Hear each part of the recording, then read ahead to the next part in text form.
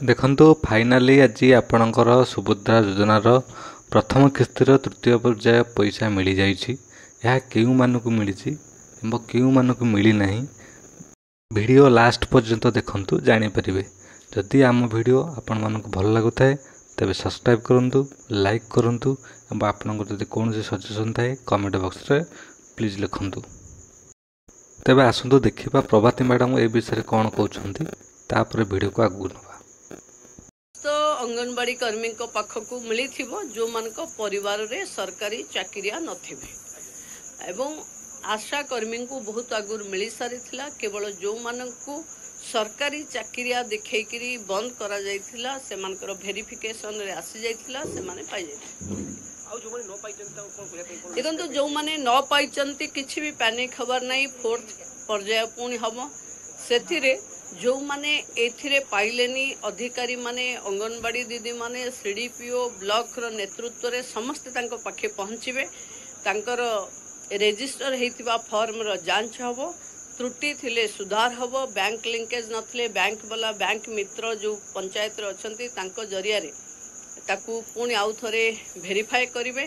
शेष हिताधिकारी सुभद्रा न पाइबा जाए राज्य सरकार प्रतिबद्ध अछंती, चेष्टा करिवे शेष लोक वंचित न हो। सुंदरगढ़ पवित्र माटी रे आज आमे 20 लाख रु ऊर्ध्व महिला को सुभद्रा मुख्यमंत्री हस्तरे अर्पण कलु एवं आज टोटाल 80 लाख 35,000 महिला पाखे सुभद्रा पहुंची गला।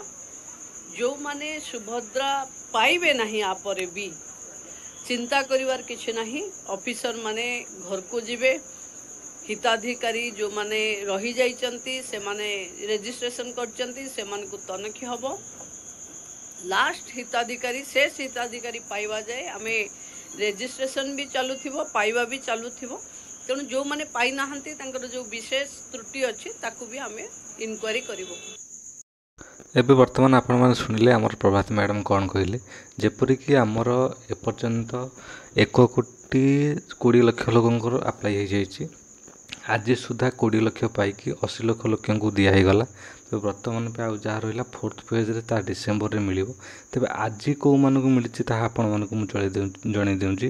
ଯଦି ଆପଣମାନଙ୍କର ଷ୍ଟାଟସ୍ ଚେକ୍ରେ ଅଣ୍ଡର ପ୍ରୋସେସ୍ ଦେଖାଉଥିଲା ତାହେଲେ ଜାଣି ରଖନ୍ତୁ ଆପଣଙ୍କୁ ଆଜି ମିଳିଥିବ, ସେଇମାନଙ୍କୁ ପଇସା ମିଳିଛି। ଯଦି ଫିଲ୍ଡ ଭେରିଫିକେସନ୍ କାହାର ଦେଖାଉଛି ସେମାନଙ୍କୁ ଆଜି ପଇସା ମିଳିନାହିଁ, ତା ପରବର୍ତ୍ତୀ ଫେଜ୍ରେ ମିଳିବ। କେମିତି ମିଳିବ ନା ସେଇଟା ଫିଲ୍ଡ ଭେରିଫିକେସନ୍ ସରିଲା ପରେ ହିଁ ସେଇଟା ମିଳିବ ବୋଲି କୁହାଯାଉଛି। କିନ୍ତୁ ଦେଖନ୍ତୁ ଅଣ୍ଡର ପ୍ରୋସେସ୍ ଥାଇ ମଧ୍ୟ କିଛି ଲୋକଙ୍କର ମିଳିନାହିଁ।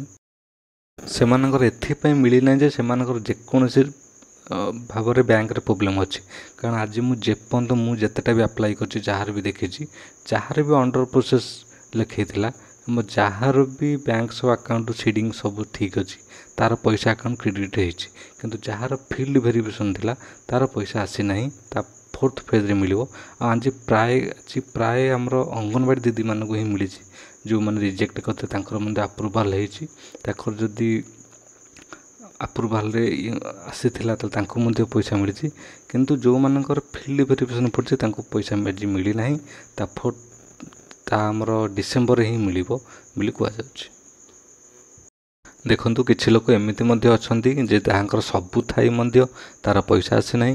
ପ୍ରଥମ କଥା ହେଲା ଆପଣ ଆଜିଠାରୁ କାଲି ପର୍ଯ୍ୟନ୍ତ ୱେଟ୍ କରନ୍ତୁ 2 ଦିନ, ତା ଭିତରେ ପଇସା ଆସିଯିବ ଆପଣଙ୍କର। ଯଦି ଅଣ୍ଡର ପ୍ରୋସେସ୍ ଲେଖିଥିଲା, ଯଦି ଆପଣଙ୍କର ଅଣ୍ଡର ପ୍ରୋସେସ୍ରେ ଲେଖିଥାଇ ପଇସା ଆସିନାହିଁ ତାହେଲେ ଆମ କମେଣ୍ଟ ବକ୍ସରେ ଲେଖନ୍ତୁ ଆପଣଙ୍କର ଯେକୌଣସି ବି ପ୍ରୋବ୍ଲେମ୍ ଅଛି। ଆମେ ତାହାକୁ ଦେଖିବୁ ଯେ କ'ଣ ଆପଣଙ୍କ ପ୍ରୋବ୍ଲେମ୍ ଅଛି, କ'ଣ କଲେ ଆପଣଙ୍କୁ ପଇସା ମିଳିବ।